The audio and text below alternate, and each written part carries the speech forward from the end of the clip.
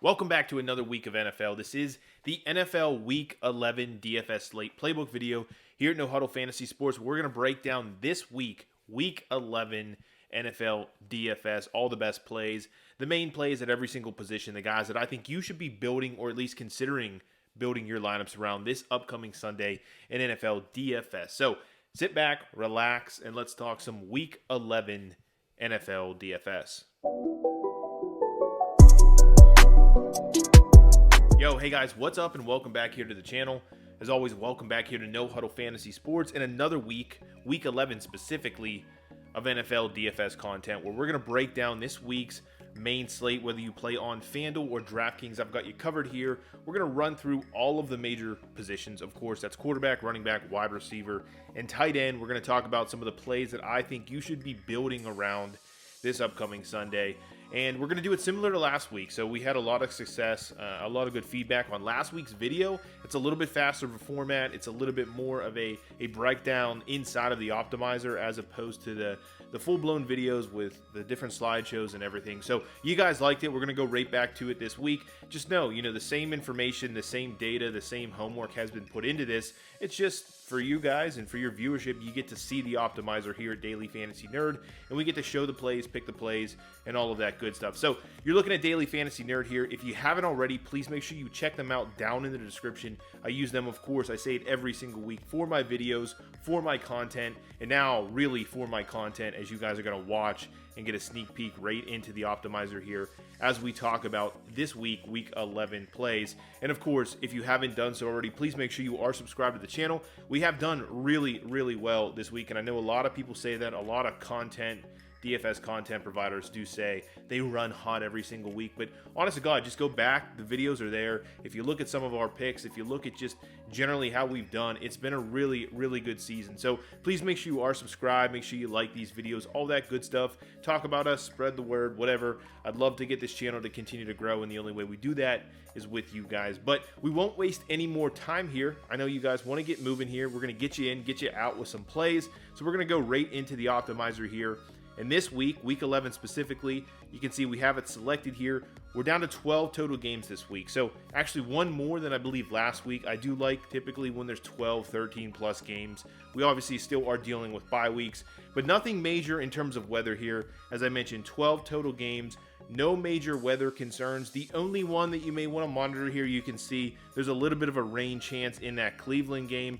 There definitely are some players of interest from that game. So I don't know, make sure you pay attention to that. In terms of injuries and news like that, there's a lot going on with COVID again right now. You have players that are playing tomorrow in games that were, I'll give you an example, is Nick Chubb should be back for Week 11 for tomorrow's game, but he's only had about a day or two in terms of practice, if that. You've had already Amari Cooper rolled out due to COVID, and in fact, he'll be rolled out this week, and I think they play on Thanksgiving as usual, so he'll be rolled out for that game also. So just make sure, again, you're staying up to date with all of the latest news. It's very hard to put these videos together early in the week because so much changes as the week goes on. You need to see those Friday injury reports, and now you really need to see what happens even on Saturdays and Sundays. So make sure you guys are staying up to date with that. I'm not going to break down all the injuries. I'm not going to give you all of the news in terms of who's in, who's out. So just make sure you guys are doing that on your side of things. But as I mentioned, 12 total games here. Some of the ones that are of highlight, I would say, the number one game is obviously this Dallas-Kansas City game you can see here, projected at 56.5 for an over-under. That's actually gone up. I believe it started at 55 or 55.5. So some action coming in, some money coming in on that game on the over there. And it's a close game with Kansas City favored by 2.5 points. So a lot of players are going to come from that. I'm going to talk about some of the players I like from that game. But again, definitely the most enticing game on this slate. But in addition to that, you see a good total of 50 here in the Cincinnati-Las Vegas game. Again, a close game there. Cincinnati only favored by 2. And then Indianapolis at Buffalo is at 49.5. A little bit of a bigger spread there with Buffalo at -7. In terms of teams specifically, you can see I broke them down very quickly here. Kansas City, Buffalo, Cleveland, Tennessee, and Dallas round out your top 5 teams in terms of implied team totals. Again, we talk about Vegas week in and week out. You want to target those teams that are obviously projected to score points. That doesn't always make a difference, but it definitely helps you sort through kind of the mess and narrow down your results. In terms of teams that are not projected to score a lot of points, Detroit is at the bottom here at only 16, but you have Houston, Jacksonville, Washington, and then Chicago just eclipsing 20 points. But overall, those teams round out the top 5, all right around or less than 20 for an implied team total. So again, make sure you guys pay attention to that. It does help, again, sort through the mess a little bit, get through the weeds, and help you guys decide. But we won't waste any more time there with some of the logistics. Let's jump into the quarterback position here. And just like last week, we'll talk about the top 5 in terms of projections. That's right now, in terms of daily fantasy nerd projections, you're talking about Patrick Mahomes, Josh Allen, Lamar Jackson, Dak Prescott, and Ryan Tannehill rounding out the top 5 for projections. Man, I cannot speak today. In terms of value, similar guys, but you can see Mahomes here. Cam Newton is now showing up. Derek Carr, Tua, Dak Prescott, top 5 guys in terms of value for this particular slate. And I am on DraftKings, just so you guys know. If you're playing FanDuel, it is similar, but you're going to want to make sure when you're in the optimizer, obviously you have the right format selected, because that obviously makes a difference for a lot of these different players, PPR, things like that. So, but nonetheless, that's what you have in terms of top 5 for projections and top 5 for value on this slate. Now, the guys you can see that I have highlighted here, 5 of them in particular, a little bit more than normal. I'll just break down a couple of them. By far, my favorite quarterback on this slate is Dak Prescott, and I keep checking. For some reason, he is the 4th or 5th projected owned quarterback on this slate, and I simply do not understand it. Now, he is missing Amari Cooper tomorrow. That may be making a difference, but to me, that does not hurt his play. He still has elite weapons at his disposal. In fact, you may even be more confident in the players you select to stack him with. But obviously, he's playing in Kansas City. I mentioned it already. A very, very high 56.5 over-under. A close spread with only 2 or 3 points being the spread difference in favor of Kansas City. He's on the road here. It's a great, great spot for Dak Prescott, coming off a great game last week. And we're going right back there because we did recommend him last week. But I will break down some of the numbers here. Again, the spread's huge.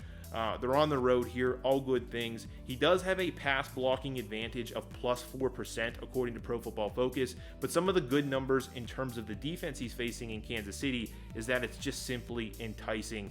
Kansas City has been torched throughout the most part of this year by basically every offense, every passing offense, even those that are subpar.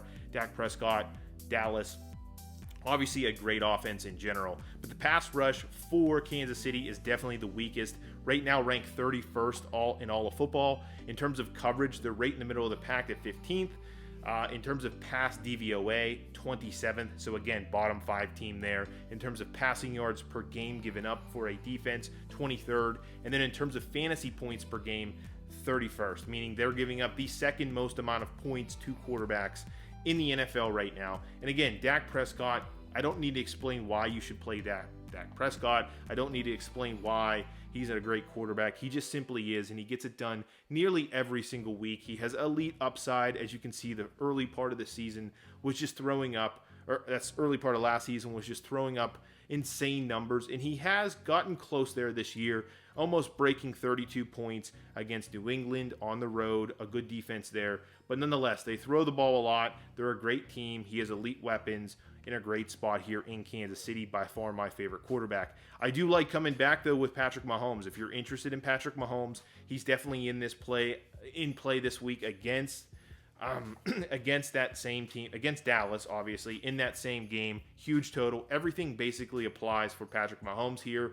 A little bit tougher defense, though, and that's the one reason he's a tick below Dak Prescott for me. In addition to that, at least I see him projected as higher ownership, probably number 1 or number 2 on the slate. That's Patrick Mahomes. He's coming off a phenomenal performance, finally put together a great performance this year. And not that he doesn't have great performances on his record for this season, but you see right there, he had a little bit of a lull, really, really bad few games in a row. I think he still leads the NFL in terms of interceptions, but you see what he can do. In Week 10, he had 5 touchdowns, threw for 400 yards against Las Vegas, just absolutely torched Las Vegas on the road there. So again, Patrick Mahomes, again, don't need to explain why you should play Patrick Mahomes any particular week.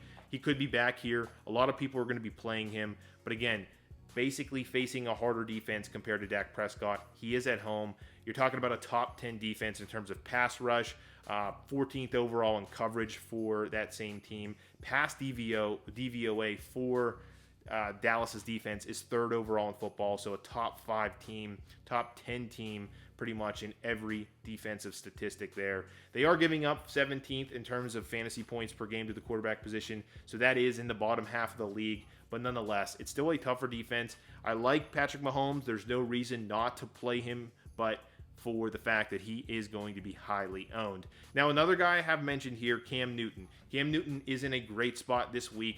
It feels like a trap for me, though, and I'm a little bit scared and hesitant on this play. I just want to make sure I mention him to you guys. He's a huge value at $5,100. He's obviously still being used around the goal line, which does hurt Christian McCaffrey's value. We'll talk about that in a minute here. But you saw him last week, scored a touchdown, rushing the ball in a typical Cam Newton Carolina style, right? That is what he brings to the table here. If you get 1 or 2 rushing touchdowns, really it doesn't matter what he does through the air. That's just bonus material there. I will say, Cam Newton did not look very good in New England throwing the ball. Now, that was a crazy year for COVID. He got COVID. A lot was going on. I'm just warning you guys, he did not look very good from a passing perspective last season. That's obviously why, Mac Jones was elevated above him, and ultimately Cam Newton was cut from that roster and sat for so long and no one picked him up. Now, I'm not saying he can't turn it around. I'm not saying Carolina's not going to be good with him. He's only $5,100 here on DraftKings, so he does offer a lot of value considering what he does with his legs, but just be wary. If you're expecting, a 300 passing yard game, it may not be coming from this guy. But I do like Tua and I do like Russell Wilson. I won't spend too much time on these guys. Tua, on paper, in my opinion, this week has the best matchup. In terms of the Jets, they're just really, really bad. Now, he is on the road here, which is good. But you're talking about 17th overall pass rush, 30th overall in coverage. Pass DVOA is dead last at 32. Passing yards per game for the Jets, they're giving up the 31st overall in football, meaning a lot, right? Second most. In terms of fantasy points per game, 18th. Now, I do like all of those numbers, obviously. It's a great spot for Tua, but they really were hesitant to play him over the last couple of weeks, which was weird. He did come in and look pretty good versus Baltimore. Hopefully, he just rolls forward here and continues to play well. But I do like Tua at a lower price tag. Again, $5,500. In fact, I probably prefer him over Cam Newton right now, but we'll see how tomorrow or how Sunday develops. Russell Wilson, last guy we'll mention here. At some point, Russell Wilson is too cheap. $6,500 might be that number. He's coming off some really bad games. Obviously, in week 10, the week he came back from injury, he threw 7 total fantasy points on DraftKings, threw the ball 40 times and barely hit 50% there in terms of completion rate. Just broke 150 yards, threw a couple picks. The good thing, though, is he did run the ball a lot. So if you were hesitant or if you thought he was hesitant to run the ball, definitely not. It's just a matter of how much that injury to that finger is affecting him. You really don't know. You can look into it. He's going to tell you he feels good. He's going to tell you he came back because he was ready. But he is priced pretty attractive here at $6,500. So he's definitely on my radar here. At home versus Arizona. Arizona is a tough defense. It's going to be a tough spot. But nonetheless, again, at some point, someone like Russell Wilson in particular becomes too cheap. $6,500 might be that number. Now let's move on to the running back position here. Talk about, again, some of the guys that are projected to be the highest scoring players on this slate. It's going to start with Christian McCaffrey. It almost does every single week when he's projected to be active.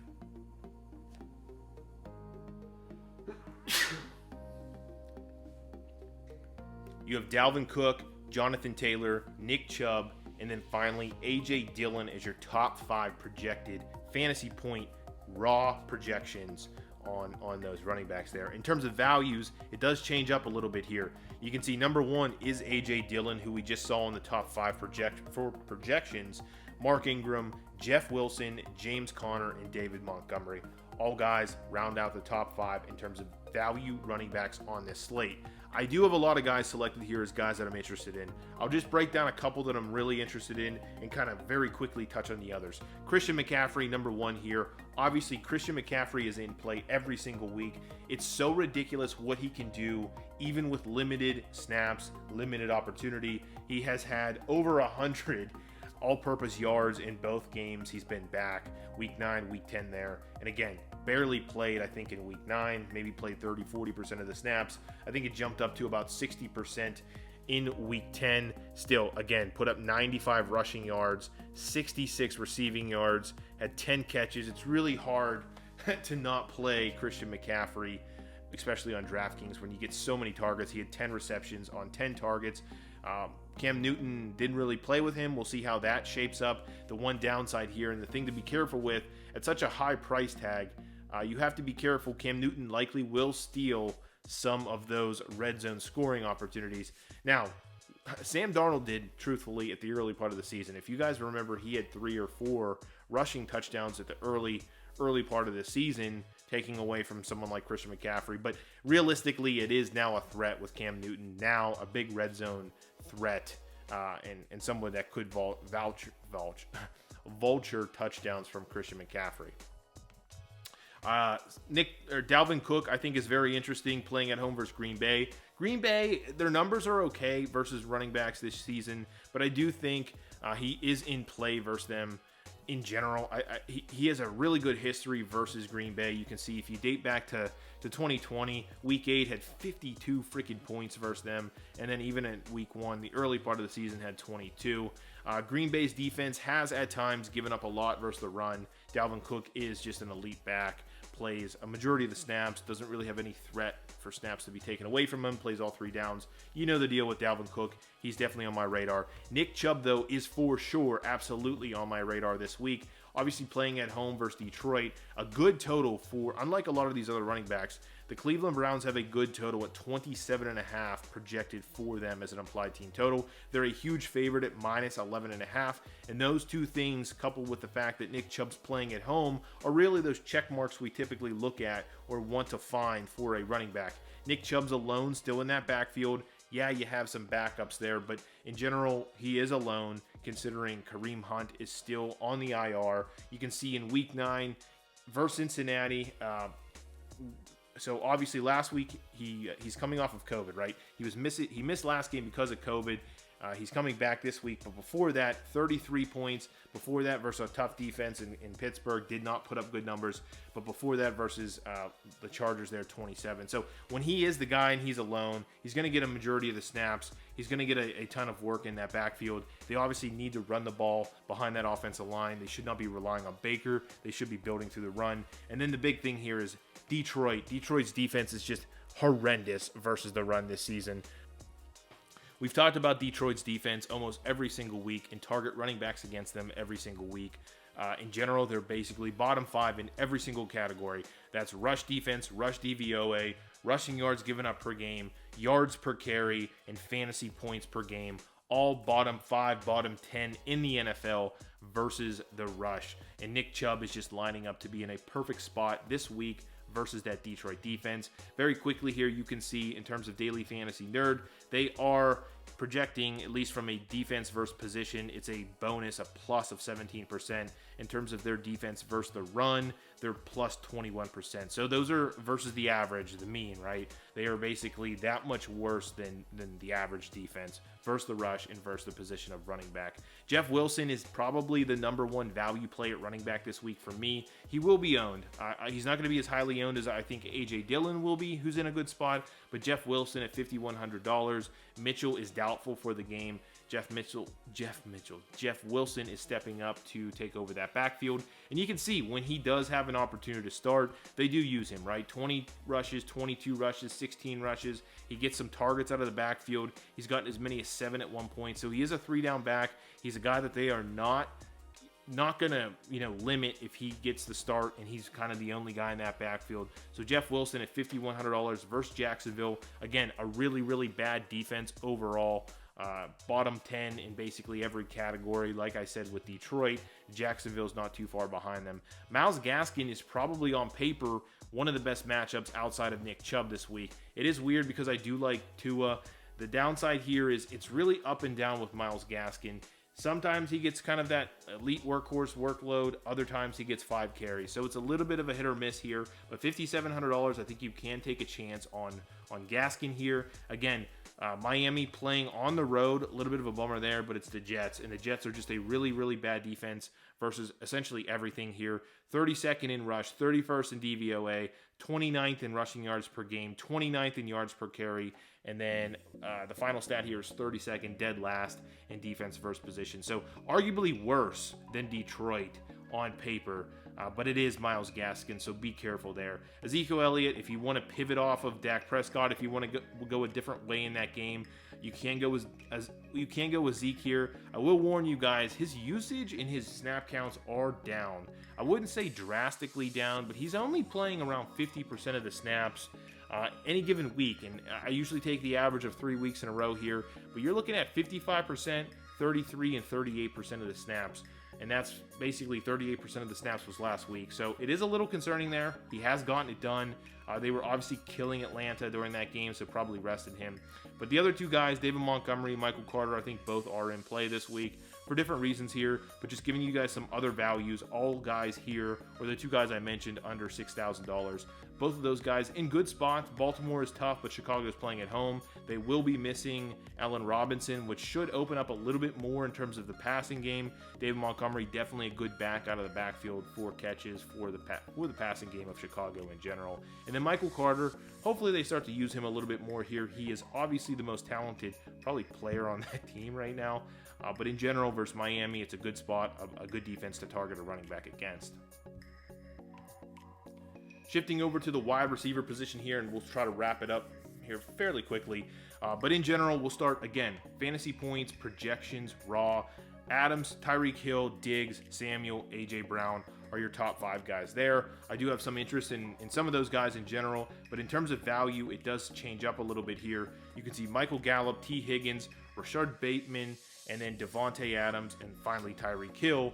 All are guys that are seemingly values this week in terms of their projections versus their salaries. Now, I will start again with some of these guys right at the top here. Devontae Adams with, again, Aaron Rodgers, Devontae Adams. It's a matchup in heaven each and every week. His numbers have been down a little bit. Obviously, the week before last, he was playing with Jordan Love. But last week, he got 15, and it's a little bit of a disappointment given his salary, right? It's tough, but he's still getting a ridiculous amount of targets. He still gets those red zone targets that we love to see Devontae Adams eat up every single year in play for obvious reasons. CeeDee Lamb should see a bump in target usage. He's obviously a guy we want to stack with Dak Prescott. He's definitely a guy you want to stack with Dak Prescott.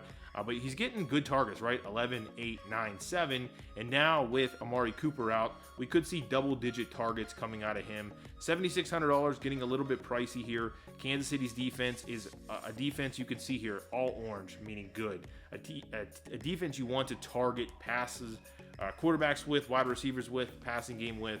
CeeDee Lamb definitely in play this week. I do like Jalen Waddle here. I think he's a great guy, obviously, to pair with Tua, but in general, he's in a good matchup versus the Jets here. He gives you some salary savings at $5,600, and again, a defense that is very susceptible to just giving up a lot of fantasy points, and Waddle is a guy that's going to match up great versus that defense. Gallup, another guy on that Dallas team that you can stack with Dak. He should see, again, a usage bump with Amari Cooper missing this game. He has played well in the couple of games he has played this season. But meaning, from a statistical standpoint, getting decent targets for his salary. He's $4,200, ladies and gentlemen. I think he's a great play at that price tag. He's obviously showing up as a tremendous value here on the optimizer. He's a guy that you want to consider. Bateman, another guy that should show up for you time and time again in terms of value this week. A little bit more expensive, but still really cheap here at $4,500. He has been back only for the last few weeks here, but has played pretty well. 8 targets the last 2 games, has turned him into some big plays, has yet to score, but has a couple of red zone targets, was injured in the early part of the season. The key here for Bateman, for Baltimore is that no Marquise Brown, or he is at least doubtful for tomorrow's game. So definitely in play if you're looking to stack with Lamar Jackson, but definitely in play as a standalone value play too. A.J. Brown in play every week. Tyler Lockett in play, a good guy to stack. T. Higgins, another guy that's showing up as a good value this week. He's getting good targets. He's producing good numbers. He just hasn't had an explosive game yet. He's getting a ridiculous amount, at least over the last 3 games. He has 5 red zone targets. At some point, he's going to score a touchdown. I'm thinking it's this week versus Las Vegas. Tyreek Hill, obviously in play every single week. But you want to target that game of Dallas to Kansas City. Tons of points to be scored. I'm not worried about that Dallas defense guarding Tyreek Hill. Nobody can guard Tyreek Hill. So I do like Tyreek Hill each and every week. I mentioned Allen Robinson is out for Chicago. Darnell Mooney is the next guy up in terms of the pecking order for that passing offense. It's not typically the greatest passing offense, but in general, Darnell Mooney is in play this week. Should see a usage bump here a little bit. Theoretically, it's Justin Fields. We'll see what happens here. But $5,200, definitely a guy that could get some value in terms of his salary and what he can do with a usage bump. And last but not least here, we'll see if there's a connection between DJ Moore.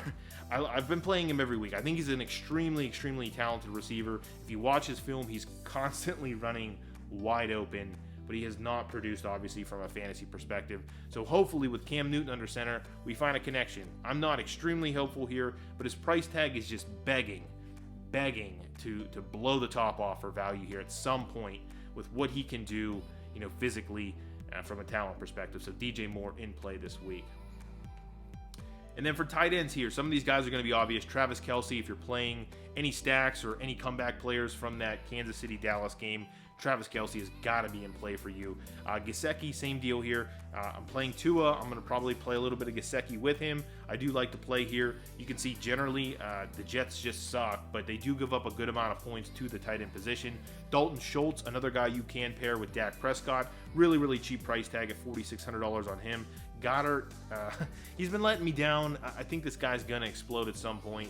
His targets are they're kind of hanging loose. His actual overall usage, his overall target percentage since Ertz has gone or been traded has gone up significantly. We just haven't seen it turn into anything. And then week 10 was a huge bummer with only 2 targets, but he did turn those into 2 catches for 28 yards. We're not seeing red zone targets yet. So I don't know. They're winning games. It's weird what's going on there. I suspect Dallas is going to turn it around at some point here. But the price tag of $4,400 and what he means to that offense, they just signed him to a big deal. I think 2 or 3 more, maybe 4 more years here in Philadelphia. So expect big things at some point here for Dallas. And I'm going to keep playing him week in and week out. Last but not least here, I mentioned Marquise Brown is out. Another guy that could significantly benefit from that if you're looking at tight ends is Mark Andrews. A little bit pricier than some of the guys I mentioned at $6,000, but nonetheless, he's been a staple in that Baltimore offense for a couple of years now, a favorite target of Lamar, in a good spot here. Playing in Chicago, I do like Mark Andrews if you can afford to pay up for him, even as a standalone tight end this week. And so that really wraps it up. Again, we kind of ran through that pretty quickly there. We covered a lot of positions, a lot of players. I gave you some of the reasoning behind it, but obviously you guys need to do your own homework. Hopefully these videos are helpful for you guys. Hopefully you're enjoying the format here by scrolling through Daily Fantasy Nerd and all the good stuff that they offer. I encourage you guys to check out Daily Fantasy Nerd. Again, check out the description down below. I will link it. I believe you get a free trial. It's definitely worth it, especially with only a few more weeks left of the season, legitimate weeks left of this season. It's pretty crazy how fast it's going. But as always, thank you guys for tuning in here. Please make sure you subscribe to the channel. Give this video a like. It does help support the channel, and I do really appreciate it. But outside of that, leave me some comments down below. Love to hear from you guys. I wish you the best of luck, and I will catch you in the next video.